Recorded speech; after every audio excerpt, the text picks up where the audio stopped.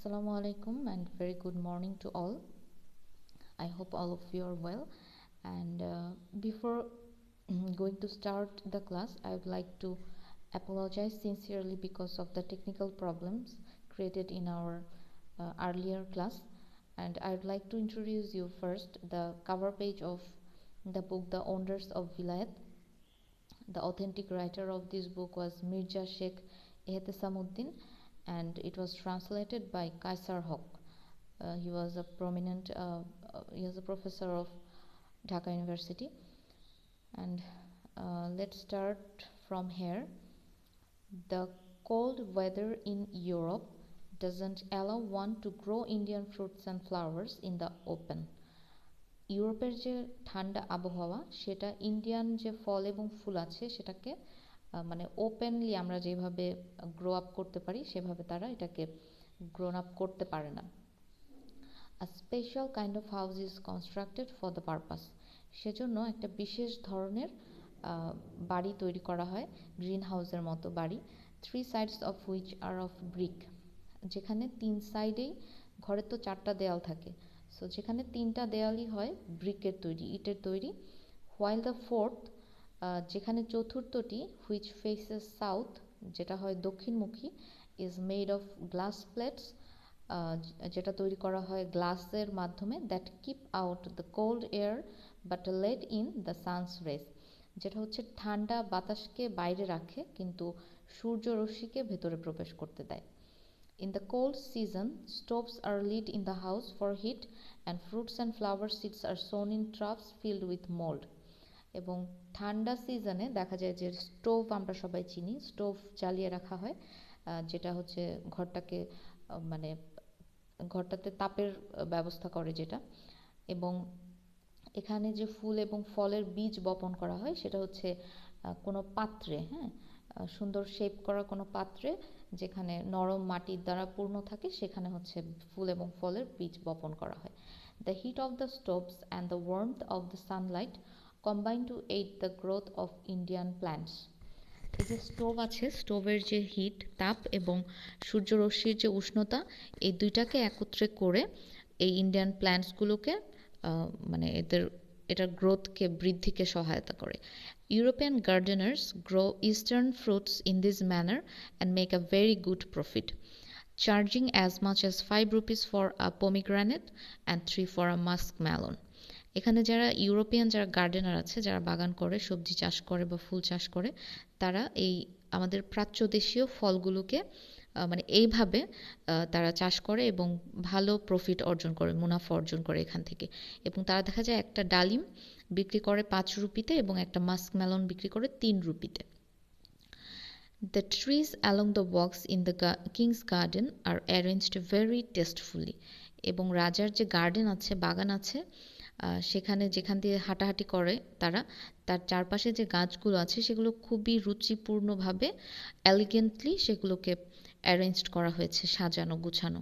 By cutting the branches many of them have been shaped into human forms, এবং গাছের ডালপালা কেটে ছেটে এমন একটা ফর্ম আনা হয়েছে, মনে হয় একদম মানুষের আকৃতি দেয়া হয়েছে। So that at night one May mistake them for real people, এমনভাবে আসলে শেপটা দেওয়া হয়েছে যাতে করে রাতের বেলা মানুষ তাকে সত্যিকারের মানুষ ভেবে ভুল করে। It takes many days of work to tailor the trees into this shape, এটা অনেক দিন সময় নেয় এটাকে আসলে একটা মানে পারফেকশন দিতে, হ্যাঁ, একদম পারফেক্ট একটা শেপে নিয়ে আসতে অনেক সময় নেয় এটা। The roads in front of the queen's palace is very broad and charming, এবং কুইন্সের যে প্যালেস আছে, রানীর যে প্রাসাদ আছে, তার সামনে যে রাস্তাটা আছে সেটা খুবই প্রশস্ত এবং খুবই চার্মিং, খুবই বিউটিফুল, খুব অ্যাট্রাকটিভ, হ্যাঁ। One side is the palace, the other is on the other a pond which is part of a park. So এখানে যে প্যালেসের অন্য পাশটাতে আছে, সেই পাশটাতে একটা পুকুর আছে যেটা হচ্ছে পার্কেরই একটা অংশ, উদ্যানের একটা অংশ। Deer are kept in the park and the walks in it are lined with shady walnut trees. এবং এখানে পার্কের ভেতরে হরিণ রাখা হয়েছে, হ্যাঁ, এবং যে রাস্তা দিয়ে হাঁটা হয় তার চারপাশে একদম লাইন করে ওয়ালনাট ট্রিজ, যেটাকে আখরোট গাছ বলে, সে গাছের সারি আছে। On Sunday, men and women, old and young, rich and poor, natives and foreigners all come here to stroll and amuse themselves. হ্যাঁ, সানডেতে দেখা যায় যে পুরুষ, মহিলা, বৃদ্ধ, তারপরে হচ্ছে তরুণ, ধনী, দরিদ্র, তারপরে যারা এখানকার লোকাল এলাকার মানুষ, বিদেশি যারা আছে সবাই এখানে আসে স্ট্রল করতে। হ্যাঁ, স্ট্রল হচ্ছে স্বাচ্ছন্দ্যে ঘুরে বেড়ানোর জন্য, এবং তারা নিজেদেরকে খুব আনন্দ দেয়। হ্যাঁ, অ্যামিউজ দেমসেলফ, নিজেদেরকে আনন্দ দেওয়ার জন্যে। In this delightful surroundings a heavy heart is automatically lightened. এবং এরকম আনন্দপূর্ণ পরিবেশে একটা ভারাক্রান্ত হৃদয় অটোমেটিক্যালি হালকা হয়ে যায়। হ্যাঁ, তার মানে এখানে আসলে মানুষ, এটার পরিবেশটা এতই সুন্দর যে মানুষ তার দুঃখ ভুলে যায়। Sauntering courtesans with lissom figures and amorous maidens with the faces of houris spread a heavenly aura, and the visitor's soul becomes a flowering garden. এবং এখানে বলছে সন্টারিং হচ্ছে যারা অলসভাবে ঘুরে বেড়ায়। অলসভাবে ঘুরে বেড়ানো, কোর্টিসান্স বলতে এখানে প্রস্টিটিউটসদের বোঝানো হয়েছে। তারা হচ্ছে এই যে ঘুরে বেড়ায়, হ্যাঁ, লিজম ফিগার্স নিয়ে, মানে খুব চটপটে বা নমনীয় একটা অ্যাটিটিউড নিয়ে ঘুরে বেড়ায়।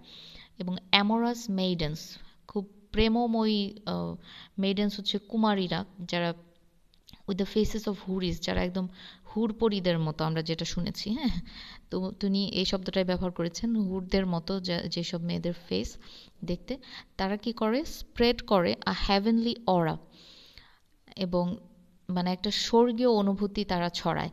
And the visitor's soul becomes a flowering garden. এবং যারা এখানে প্রত্যক্ষদর্শী যারা আসেন, ভিজিটার্স যারা আসেন, তাদের মনটা একেবারে মনে হয় যে ফুলের বাগানের মতো হয়ে যায়।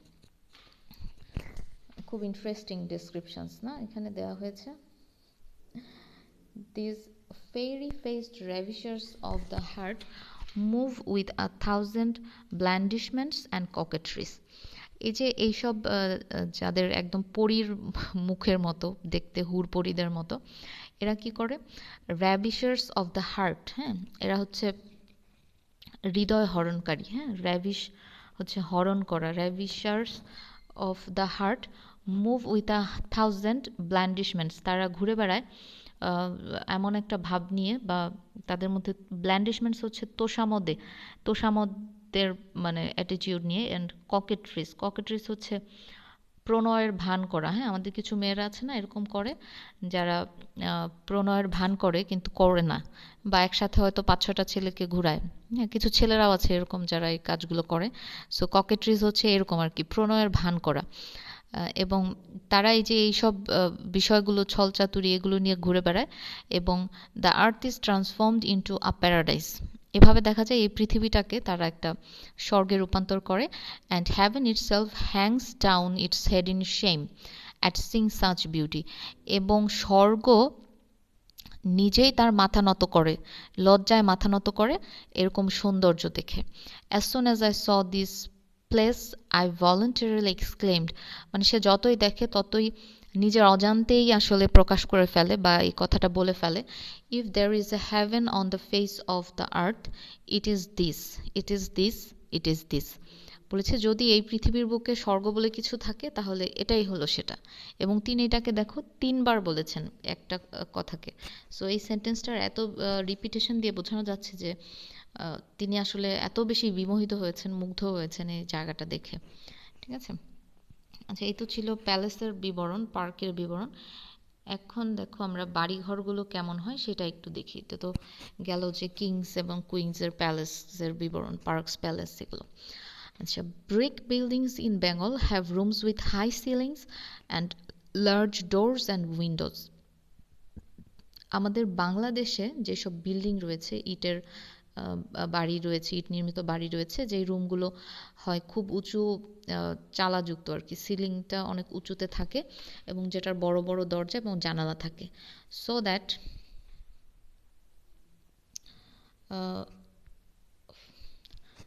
there is a soothing current of air in hot weather, যাতে করে গরমের সময়ও একটা সুন্দর বাতাস এখানে যেন প্রবাহিত হতে পারে। হ্যাঁ, it is exactly opposite in Europe. এবং এটা মানে ইউরোপ থেকে সম্পূর্ণই বিপরীত। There is extreme cold, frost and snow, যেখানে আছে অনেক বেশি কনকনে শীত এবং সেখানে তুষারপাত হয়, হ্যাঁ, বরফ পড়ে।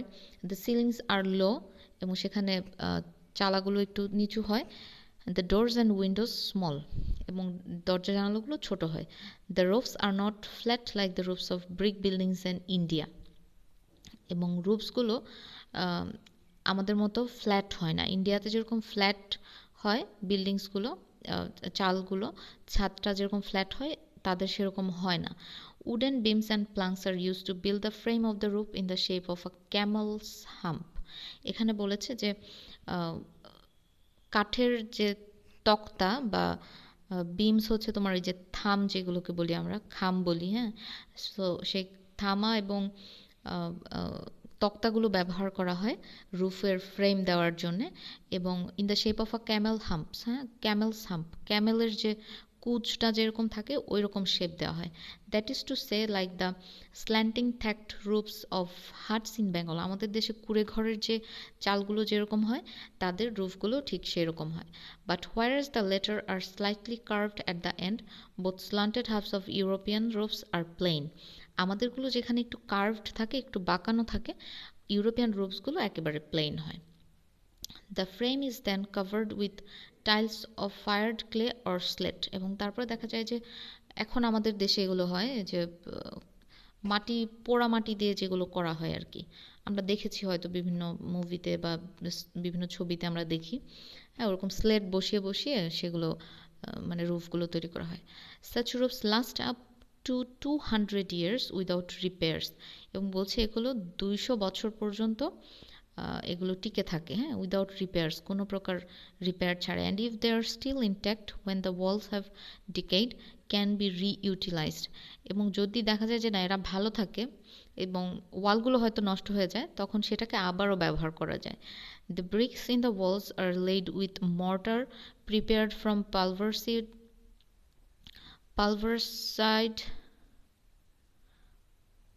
পালভারিজড স্টোনস, এবং যে ব্রিকের ওয়ালের মধ্যে যে মানে ইটটা দেওয়া হয়, যেটা তৈরি করা হয় হচ্ছে যে সুরকি, যেগুলো গুঁড়া পাথরের সুরকি দিয়ে মানে সেগুলো তৈরি করা হয়, এবং human hair is mixed with the mortar to give added strength to the structure, এবং এই সুরকির সাথে মানুষের চুলও অ্যাড করে দেওয়া হয় যাতে করে এটা এই স্ট্রাকচারটা আরও বেশি শক্তিশালী হয়। Houses may be as tall as 7, 8 or 9 stories, yet the walls are not thicker than a cubit. বলছে যে হাউসগুলো হতে পারে 7 তলা, 8 তলা বা 9 তলা, কিন্তু ওয়ালগুলো 1 কিউবিট হচ্ছে 1 হাতের সমান, বা 18 ইঞ্চির সমান, হ্যাঁ। সো এর থেকে কিন্তু মোটা না, চওড়া না, হ্যাঁ। Consequently, the entire building quivers if the wind rises. ফলশ্রুতিতে কি হয়, দেখা যায় যে যদি বাতাস হয়, জোরে বাতাস হয়, তাহলে বিল্ডিংগুলো কাঁপতে থাকে, এবং and strangers May fear for their safety, এবং যদি স্ট্রেঞ্জার কেউ এসে থাকে, নতুন কেউ এখানে এসে থাকে, তাহলে তারা ভয় পেয়ে যায়। But there is in reality no cause of fear, কিন্তু বাস্তবে আসলে ভয়ের কিছুই নেই। Though I myself was at first alarm, যেখানে সে নিজেও প্রথমে ভয় পেয়েছিল। The inside walls instead of being plastered, ভেতরের যে ওয়ালটা আছে সেখানে প্লাস্টার না করে আর লাইন্ড উইথ উডেন প্লাঙ্কস, সেখানে কাঠের তক্তা বসিয়ে দেওয়া হয়, which are covered with paper decorated with pretty designs in many colours, যেখানে পেপার দিয়ে ডেকোরেশন করা হয়, হ্যাঁ, বিভিন্ন কালার দিয়ে পেপার দিয়ে ডেকোরেশন করা হয়। টিক অ্যান্ড শাল আর ফরেন টু ভিলায়েত, সেগুন এবং শাল গাছ এগুলো ভিলেতে একেবারেই অজানা, অচেনা। Houses and ships are build here with oak and walnut, এখানে হাউস এবং জাহাজগুলো তৈরি করা হয় ওক কাঠ দিয়ে বা আখরোটের যে গাছ আছে সেই গাছ দিয়ে তৈরি করা হয়। This are light in colour, এগুলো দেখতে খুবই হালকা colour. Very sturdy and resistant to white ants and other insects, এবং এগুলো হচ্ছে এই যে বিভিন্ন যেসব হোয়াইট অ্যান্ডস বা অন্যান্য ইনসেক্টস থেকে এরা প্রতিরোধী আর কি, এদেরকে এইসব এসে মানে পোকামাকড়ের কাঠটাকে নষ্ট করতে পারে না।